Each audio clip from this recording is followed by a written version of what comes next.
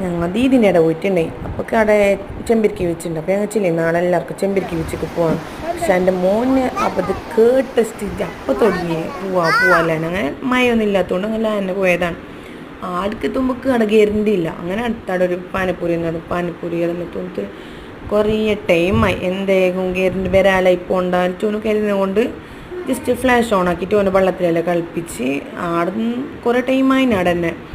എന്നിട്ട് ഞങ്ങൾ തിരിച്ച് വരാൻ കഴിയുമ്പോൾ കട ഗിയറിൻ്റെ വന്നിട്ട് നമുക്കാണ് വിചാരിച്ചു ഗിയറിൻ്റെ ബേരിൻ്റെ അനിയൻ ആടെ ലേറ്റ് വന്നിട്ട് നമുക്ക് ഓരോന്നോരോന്ന് കാണുമ്പോൾ അത് വേണോ ഇത് വേണോ എന്തെല്ലാം ബാണ്ട വന്ന് ആ ഗിയറിൻ്റെ ഞങ്ങൾ പോളോ വന്നിട്ട് നമുക്ക് അത്ര ചിലവാട്ടിയില്ല അവിടെ.